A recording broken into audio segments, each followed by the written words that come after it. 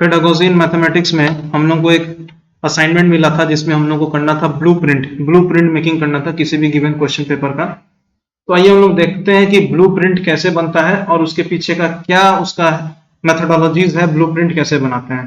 तो सबसे पहले हम लोग क्या करते हैं, सबसे पहले हम लोग लिखते हैं ब्लूप्रिंट बनाने से पहले हम लोग जो लिखते हैं वो एम लिखते हैं अपना। This is the aim. Aim मतलब to develop an assessment framework plan or blueprint for question paper which helps us in assessing various cognitive effective learning of a student। हम क्लास 12 का किए हैं, आप किसी भी क्लास का कर सकते हैं, कोई दिक्कत नहीं है। तो ये एम होता है, ठीक है, ये ब्लूप्रिंट बनाने का एम होता है। उसके बाद हम क्या करते हैं कि ब्लूप्रिंट जब बनाएंगे, क्वेश्चन पेपर का एनालिसिस जब करेंगे, तो सबसे पहले क्या होता है कि ऑब्जेक्टिव्स एंड वेट अलॉटमेंट, यानी कि कौन सा ऑब्जेक्टिव, यानी कि एंडरसन्स टैक्सोनॉमी का या न्यू ब्लूम्स टैक्सोनॉमी का किस ऑब्जेक्टिव को कितना ज्यादा वेटेज देंगे और उस वेटेज के हिसाब से कितना ज्यादा मार्क्स हम अलॉट करेंगे, उसका कैलकुलेशन करना जरूरी होता है। तो उसको पहले डिक्लेयर करना या उसको पहले बताना ज्यादा जरूरी है। तो सबसे पहले जो होता है वो रिमेंबरिंग ऑब्जेक्टिव होता है। इसका मतलब होता है कि ability to define state recall the formulas, ये ability to define state recall the formulas. इसमें हम क्या किए हैं, इसमें हम 20% वेटेज रखे हैं। आप अपना क्वेश्चन पेपर के हिसाब से, आप अपना डिजाइनिंग के हिसाब से आप अपना वेटेज परसेंटेज जो है आप रख सकते हैं, कोई प्रॉब्लम नहीं है। हम 20 रखे हैं, आप 15 भी रख सकते हैं, कोई इशू नहीं है। सिमिलरली जो अंडरस्टैंडिंग ऑब्जेक्टिव होता है, अंडरस्टैंडिंग ऑब्जेक्टिव में मैंने 20% रखा, अप्लाइंग ऑब्जेक्टिव में भी मैंने 30% रखा, 30%। एनालाइजिंग में मैंने 10% रखा, इवेल्युएटिंग में मैंने 10% रखा और क्रिएटिंग में मैंने 10% रखा। ये सारे परसेंटेज को ऐड करने के बाद 100% आता है। तो जरूरी नहीं कि हम यहाँ पे 20 रखें तो आप भी 20 रखिएगा, जरूरी नहीं है। हम 20 रखें, आप 15 भी रख सकते हैं। हम यहाँ 30 रखें, आप यहाँ पे 10 भी रख सकते हैं, कोई प्रॉब्लम नहीं है। क्वेश्चन पेपर डिजाइन करना वो आपके ऊपर में कि आप किस एनालिसिस के बेसिस पे आप क्वेश्चन पेपर डिजाइन करते हैं। लेकिन जितना भी परसेंटेज रखते हैं, सारे परसेंटेज का जो समेशन, जो सारे परसेंटेज का एडिशन होना चाहिए, दैट इज 100%, ठीक है। अगर हम क्वेश्चन पेपर बना रहे हैं 100 मार्क्स का, अगर मेरा क्वेश्चन पेपर बन रहा है 100 मार्क्स का, तो 20% ऑफ 100 कितना होता है, 20 होता है। वो मार्क्स हम यहाँ पे लिखे 20 मार्क्स अलॉटेड 20 मार्क्स, क्योंकि जितना परसेंटेज है उसके हिसाब से ही मार्क्स डिस्ट्रीब्यूट होगा। अगर हम 50 मार्क्स का क्वेश्चन पेपर बना रहे हैं तो 20% ऑफ 50 निकालेंगे, दैट इज 10। तो यहाँ पे हम लिखेंगे 10, ठीक है। तो जितना नंबर का क्वेश्चन पेपर बना रहे हैं उतने टोटल मार्क्स के लिए परसेंटेज को कैलकुलेट करके यहाँ पे उसका मार्क्स अलॉटमेंट लिखेंगे, सच दैट मार्क्स अलॉटमेंट का जो भी टोटल होगा वो उतना टोटल मार्क्स का क्वेश्चन पेपर आपका बनना चाहिए। यहाँ पे हम 100 मार्क्स का क्वेश्चन पेपर बना रहे हैं, इसलिए मेरा इसका समेशन 100 आ रहा है। आप अगर 50 मार्क्स का क्वेश्चन पेपर बना रहे हैं तो आपका समेशन यहाँ पे 50 आना चाहिए, ठीक है। तो ये सारे परसेंटेज हम उस टोटल मार्क्स यानी कि 50 के बेस पे निकालेंगे, क्योंकि अगर आप 50 पे बना रहे हैं, हम 100 पे बना रहे हैं तो हम 100 के बेस पे निकाले हैं। अब क्या है, selection of content and assessing weightage, मतलब सिलेबस में क्या क्या कंटेंट होता है। जैसे क्लास 12 का मैथमेटिक्स में मेरे पास relation, function, algebra, calculus, vector and 3D geometry, linear programming और प्रोबेबिलिटी, ये 6 चैप्टर होते हैं, 6 यूनिट होते हैं क्लास 12 के मैथमेटिक्स में। हर यूनिट से हम कितना मार्क्स अलॉट करना चाहते हैं वो यहाँ पे पहले से सीबीएसई बोर्ड तय करके रखा है कि रिलेशन फंक्शन से 10% ऑफ द वेटेज होना चाहिए, यानी कि 10% of the question relation and function से होना चाहिए, 13% जो है अलजेब्रा से होना चाहिए, 44% क्वेश्चंस जो है वो कैलकुलस से होना चाहिए, 17% क्वेश्चंस जो है वो वेक्टर एंड 3D ज्योमेट्री से होना चाहिए, 6% क्वेश्चन जो है वो लीनियर प्रोग्रामिंग से होना चाहिए और 10% क्वेश्चन जो है वो प्रोबेबिलिटीज होना चाहिए। ये कितना परसेंटेज क्वेश्चंस किस चैप्टर से होगा ये डिपेंड करता है कि उस चैप्टर का लेंथ यानी कि उस चैप्टर का सिलेबस कितना बड़ा है। तो क्लास 12 में कैलकुलस का सिलेबस सबसे मैक्सिमम है, इसलिए कैलकुलस से सबसे ज्यादा परसेंटेज या वेटेज दिया गया है। अगर पेपर 100 मार्क्स का बना रहे हैं तो इस परसेंटेज के हिसाब से 100 मार्क्स को हम कैलकुलेट करेंगे, तो 10% of 100 marks is 10, 13% of 100 marks is 13। तो इस प्रकार से यहाँ पे मार्क्स अलॉटमेंट हम कर दिए, मार्क्स अलॉटमेंट कर दिए सच दैट जो टोटल मार्क्स है वो 100 आएगा। अगर आप 50 का बना रहे हैं तो उस हिसाब से करिएगा तो टोटल मार्क्स आपका 50 आएगा, ठीक है। तो ये हो गया selection of content and assigning weightage. अब इसके बाद आता है फॉर्म्स ऑफ क्वेश्चंस, यानी कि हम मल्टीपल चॉइस क्वेश्चंस एक देना चाहते हैं, शॉर्ट आंसर टाइप क्वेश्चंस देना चाहते हैं, लॉन्ग आंसर टाइप क्वेश्चंस देना चाहते हैं। मल्टीपल चॉइस क्वेश्चंस जो है वो 1 मार्क्स ईच होगा, वैसा हम 10 क्वेश्चंस देंगे तो total 10 marks. Short answer questions मेरा 4 मार्क्स ईच होगा, वैसा हम 12 क्वेश्चंस देंगे तो 48 मार्क्स। लॉन्ग आंसर क्वेश्चंस मेरा 6 होगा, वैसा हम लॉन्ग आंसर क्वेश्चंस मेरा 6 मार्क्स करके है और वैसा 7 क्वेश्चंस हम देंगे तो 42 मार्क्स। तो यहाँ पे अगर हम सबको ऐड करें तो पता चल रहा है कि हम टोटल 29 क्वेश्चन हम देंगे क्वेश्चन पेपर में, और टोटल का जो मार्क्स निकलेगा that is 100 marks. Total marks जो निकलेगा दैट इज 100 मार्क्स, ठीक है, क्योंकि हम 100 मार्क्स का पेपर बना रहे हैं इसलिए। अब क्या करते हैं, डिफिकल्टी लेवल असेस करते हैं। डिफिकल्टी मतलब डिफिकल्ट क्वेश्चंस हम कितना देंगे अपने क्वेश्चन पेपर में, 16% of the questions will be difficult. Average questions मतलब 68% of the questions will be average, 16% of the questions will be easy. ये 16 68 16 का जो रेशियो है आप चेंज कर सकते हैं अपने अनुसार। मेरे को ये रेशियो अच्छा लगा इसलिए हम ये रेशियो पर रखें। तो 100 मार्क्स का पेपर बना रहे हैं तो 100 मार्क्स में ये परसेंटेज कैलकुलेट करेंगे तो 16 68 16 तो 100 निकल आएगा, ठीक है, उस हिसाब से। अब हम क्या करते हैं, scheme of options, there is no overall choice, however an internal choice is of 4 questions of 4 marks each and 2 questions of 6 marks each। यानी कि क्वेश्चन पेपर में कितना चॉइस देंगे बच्चों को उसके ऊपर में, ओवरऑल चॉइस नहीं है, इंटरनल चॉइस है। इंटरनल चॉइस मतलब 4 questions however an internal choice in 4 questions of 4 marks each and 2 questions of 6 marks each। यानी कि 4 ऐसे क्वेश्चंस होंगे जिसमें और यानी कि चॉइस किया रहेगा कि बच्चे ये अटेम्प्ट करे चाहे वो अटेम्प्ट करे, और 6 मार्क्स में वैसा 2 क्वेश्चन रहेगा जिसमें बच्चे ये अटेम्प्ट करे चाहे वो अटेम्प्ट करे, इस प्रकार से चॉइस बना हुआ रहता है। तो इतना दूर तक जो हम किए ये सब जस्ट एक एनालिसिस कर रहे थे, क्वेश्चन पेपर का प्लानिंग कर रहे थे कि क्या क्या होगा मेरे क्वेश्चन पेपर में। इतना सब करने के बाद, इतना सारा एनालिसिस करने के बाद फाइनली हम लोग ब्लूप्रिंट बनाते हैं।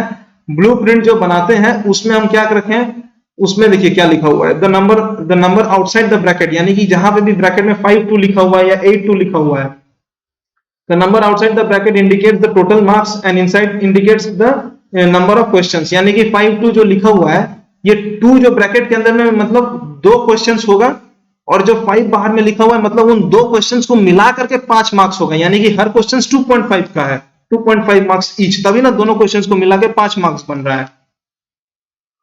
तो सिमिलरली आप ये वाला जब हम लोग बनाए थे, इसमें MCQ, short answer, long answer के लिए जो भी मार्क्स और जो भी ब्लूप्रिंट और मार्क्स अलॉटमेंट था ये तो सही है, लेकिन सर बोले कि ऐसे नहीं होगा। सर बोले कि इनमें multiple choice question, short answers, long answers में भी ये दिखाना है कि कौन से कंपोनेंट का क्वेश्चन यूज हो रहा है। मतलब हम जो भी क्वेश्चंस देंगे उसमें रिमेंबरिंग कौन सा है, अंडरस्टैंडिंग कौन सा है, अप्लाइंग कौन सा है, एनालाइजिंग कौन सा है, इवैल्यूएटिंग कौन सा है, क्रिएटिंग कौन सा है, ये भी जस्टिफाई करना है, ये भी बताना है। तो वो जो ब्लूप्रिंट हम पहले बनाए थे वो वाला गलत हो गया, क्योंकि इसमें वो सारे ऑब्जेक्टिव्स को यहाँ पे नहीं मेंशन किए हैं। यहाँ पे जस्ट क्वेश्चंस का प्रकार लिख करके बता दिए कि किस क्वेश्चन का कितना मार्क्स आएगा। लेकिन सर बोले कि नहीं, जो भी क्वेश्चंस का प्रकार है उसमें कौन सा ऑब्जेक्टिव फुलफिल हो रहा है, कौन सा ऑब्जेक्टिव मैच कर रहा है, ये भी बताना है। इसलिए ये वाला ब्लूप्रिंट गलत हो गया, ये ब्लूप्रिंट नहीं माना जाएगा।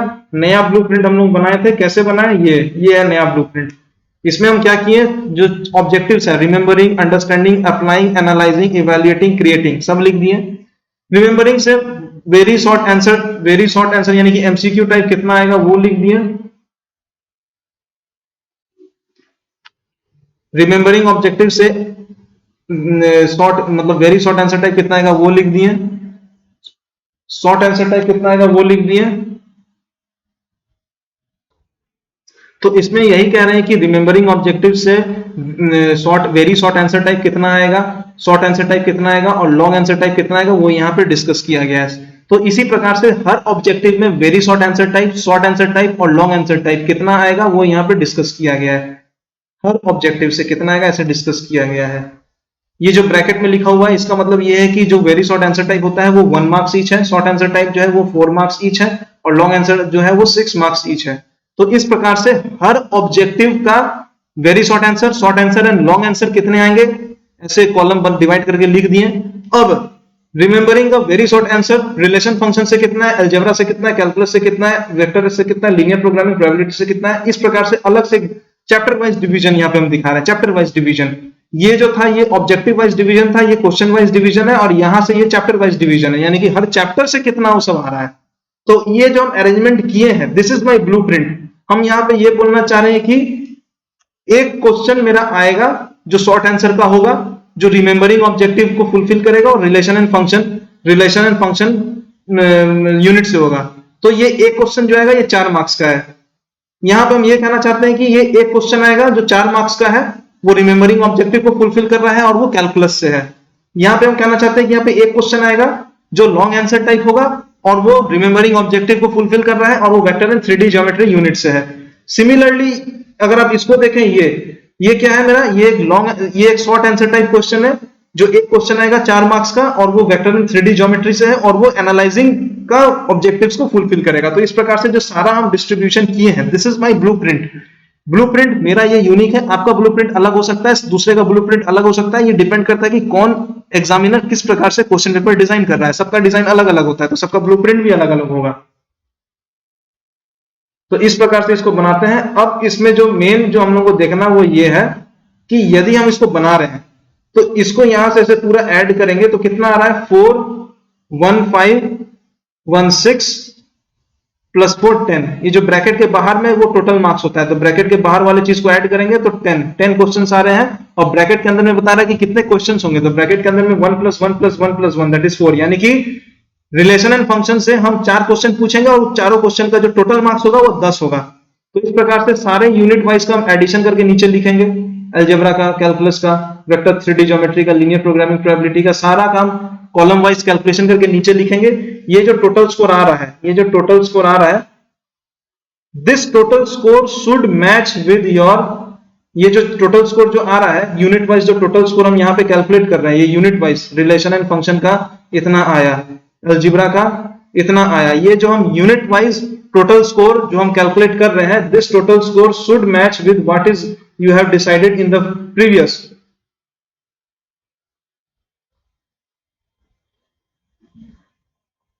मतलब ये वाला रिलेशन फंक्शन से हम 10 मार्क्स अलॉट किए हुए हैं, अलजेब्रा से हम 13 मार्क्स अलॉट किए हुए हैं, कैलकुलस से हम 44 मार्क्स अलॉट किए हुए हैं।